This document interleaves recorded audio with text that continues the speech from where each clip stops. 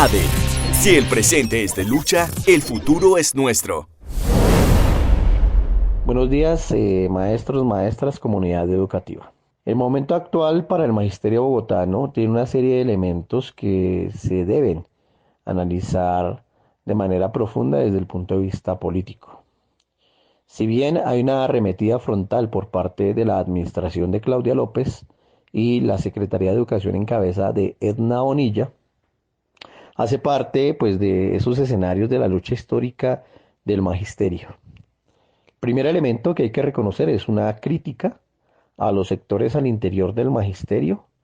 que pregonaron a los cuatro vientos las bondades de una propuesta alternativa del Partido Verde, que en la práctica fue el continuismo de las políticas neoliberales de la administración de Enrique Peñalosa y que termina de evidenciar que efectivamente el centro izquierda, como se hace llamar este sector político, pues finalmente siempre tiende a favorecer y fortalecer las posturas de centro derecha. En el caso de Bogotá,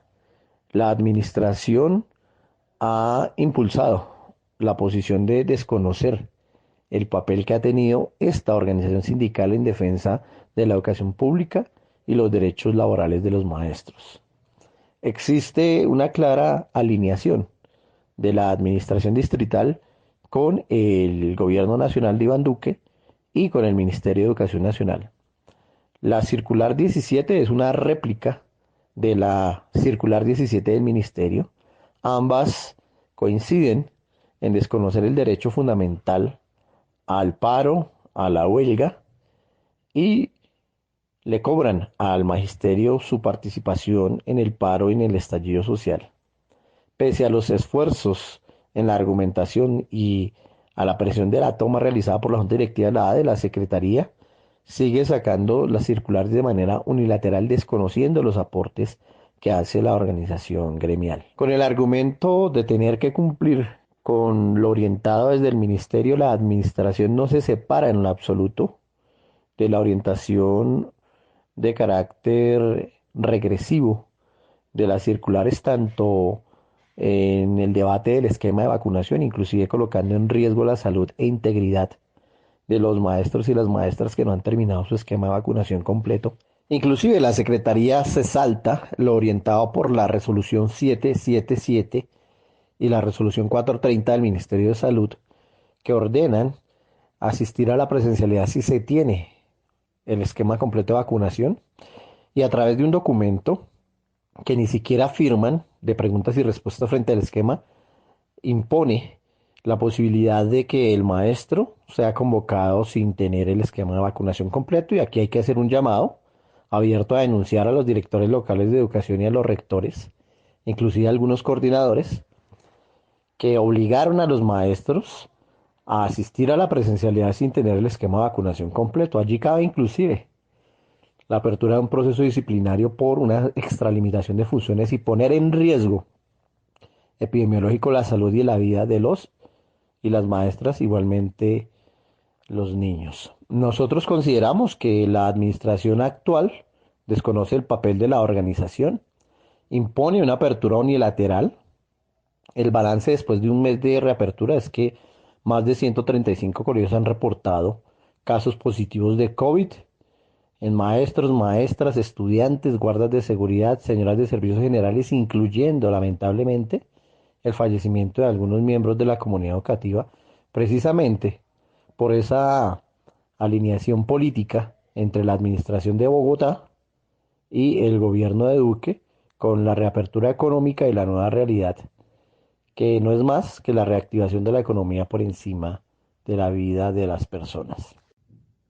Insistimos en el error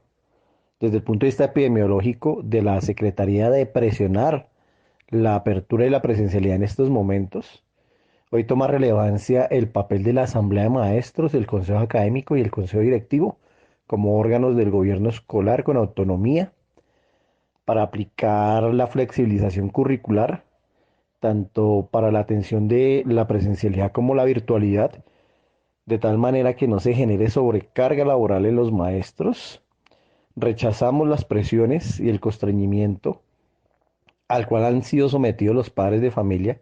que de manera voluntaria y salvaguardando la integridad de sus hijos han decidido no enviarlos a la institución, han sido chantajeados con la negación del PAE,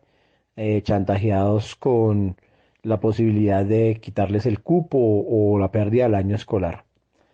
Hoy es importante la unidad entre maestros, estudiantes y profesores